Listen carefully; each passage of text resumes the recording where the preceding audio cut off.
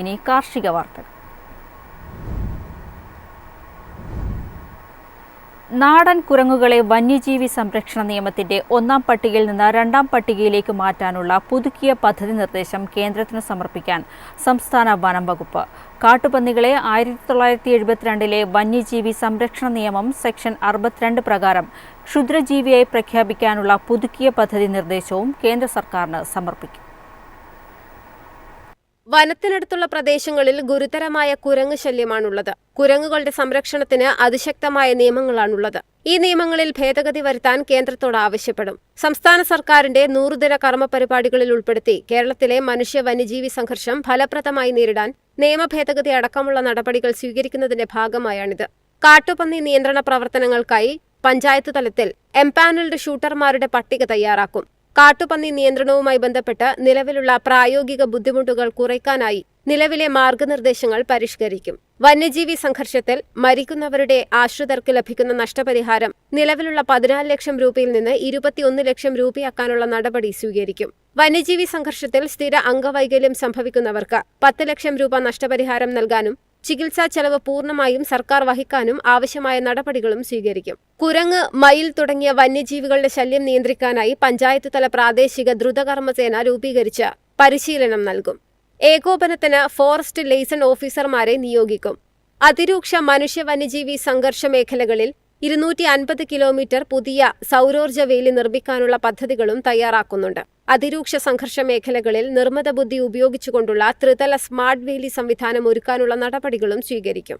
News desk, MyFin TV. ദുരന്ത സാധ്യതാ നിരീക്ഷണം ശക്തമാക്കാൻ സംസ്ഥാനത്ത് 51 ഓട്ടോമാറ്റിക് കാലാവസ്ഥാ മാപിനികൾ കൂടി സ്ഥാപിച്ചു.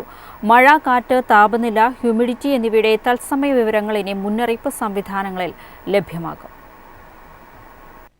സംസ്ഥാന ദുരന്ത നിവാരണ അതോറിറ്റിയും റോപാർ ഇന്ത്യൻ ഇൻസ്റ്റിറ്റ്യൂട്ട് ഓഫ് ടെക്നോളജിയുമായി സഹകരിച്ച് സംസ്ഥാനത്ത് 51 ഓട്ടോമാറ്റിക് കാലാവസ്ഥാ മാപിനികൾ കൂടി സ്ഥാപിച്ചു. സംസ്ഥാനത്തെ ദുരന്ത സാധ്യതാ നിരീക്ഷണ സംവിധാനം മെച്ചപ്പെടുത്തുന്നതിനായി മുഖ്യമന്ത്രിയുടെ 100 ദിന കർമ്മ പദ്ധതിയിൽ ഉൾപ്പെടുത്തിയാണ് പദ്ധതി പൂർത്തീകരിച്ചത്. പൊതുവിദ്യാഭ്യാസ വകുപ്പിന് കീഴിലുള്ള തിരഞ്ഞെടുത്ത സ്കൂളുകളിലാണ് പ്രധാനമായും കാലാവസ്ഥാ നിരീക്ഷണ സംവിധാനങ്ങൾ സ്ഥാപിച്ചത്. ദുരന്ത സാധ്യത കൂടിയ പ്രദേശങ്ങൾ, നിലവിൽ കേന്ദ്ര കാലാവസ്ഥാ വകുപ്പിന്റെ നിരീക്ഷണ സംവിധാനങ്ങൾ കുറവുള്ള മേഖലകൾ എന്നിവിടങ്ങളിലെ സ്കൂളുകളിലാണ് ഇവ സ്ഥാപിച്ചത്. കൃഷിയുമായി ബന്ധപ്പെട്ട IIT-യുടെ സെന്റർ ഫോർ എക്സലൻസ് ഇൻ AI-യുടെ നേതൃത്വത്തിലാണ് പദ്ധതി പൂർത്തീകരിച്ചത്.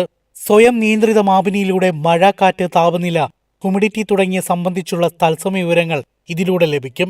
ഇവ സംസ്ഥാന ദുരന്ത നിവാരണ അതോറിറ്റിയുടെ ദുരന്ത സാധ്യതാ മുന്നറിയിപ്പ് സംവിധാനത്തിൽ ഉൾപ്പെടുത്തും. പ്രദേശത്തെ തത്സമയ ദിനാവസ്ഥ സംബന്ധിച്ച അറിയിപ്പുകൾ കൂടുതൽ മെച്ചപ്പെടുത്താൻ ഇത് സഹായകവുമാകും. കേന്ദ്ര കാലാവസ്ഥാ വകുപ്പിന് വിവരങ്ങൾ തത്സമയം കൈമാറും. കൂടാതെ സ്കൂളിന്, തദ്ദേശ സ്ഥാപനങ്ങൾക്കും പോലീസ്, ഫയർ സംവിധാനങ്ങൾക്കും ലഭ്യമാകുന്നതാണിത്. സ്കൂളിന്, പഠന പ്രവർത്തനങ്ങൾക്കും ഈ വിവരങ്ങൾ ഉപയോഗപ്പെടുത്താവുന്നതുമാണ്. കൃഷി മന്ത്രാലയത്തിന്റെ വിൻസ് പദ്ധതിയുടെ ഭാഗമായി സംസ്ഥാനത്ത് ഓട്ടോമാറ്റിക് മാപിനികളുടെ ബൃഹത്തായ ശൃംഖല തയ്യാറായി വരുന്നുണ്ട്. വയനാട് ജില്ലയ്ക്ക് പ്രത്യേക ദുരന്ത സാധ്യത നിരീക്ഷണ സംവിധാനം സ്ഥാപിക്കാൻ സർക്കാർ ദുരന്ത പ്രതിരോധ നിധിയിൽ നിന്നും പ്രത്യേക ഫണ്ട് അനുവദിച്ച് പദ്ധതിയും തയ്യാറായി. News desk, MyFin TV.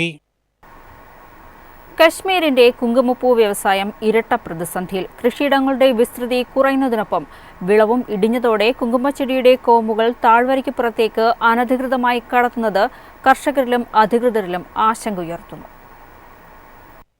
കശ്മീരിന്റെ കുങ്കുമപ്പൂ കൃഷി നേരിടുന്നത് ഗുരുതര പ്രതിസന്ധി. കൃഷി വിസ്തൃതി 1996-97 5707 ഹെക്ടറിൽ നിന്ന് സമീപ വർഷങ്ങളിൽ 3715 ഹെക്ടറായി കുറഞ്ഞു.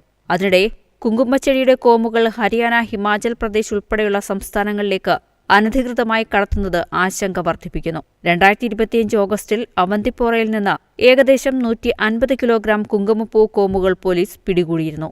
100 കിലോഗ്രാം കോമുകൾക്ക് 1.5 ലക്ഷം മുതൽ 1.7 ലക്ഷം രൂപ വരെ ലഭിക്കുന്നതാണ് ചില കർഷകരെ വിൽപ്പനയിലേക്ക് ആകർഷിക്കുന്നത്. ഗുണനിലവാരമുള്ള നടീൽ വസ്തുക്കളുടെ ലഭ്യത ഉറപ്പാക്കാൻ പാമ്പോറിൽ കുങ്കുമവിത്ത് നഴ്സറി സ്ഥാപിക്കാനുള്ള നീക്കത്തിലാണ് കൃഷിവകുപ്പ്. News desk, MyFin TV. എളുപ്പത്തിൽ സമ്പാദ്യം വളർത്താം. ഇന്ന് തന്നെ മൈഫിൻ TV ആപ്പ് ഡൗൺലോഡ് ചെയ്യൂ.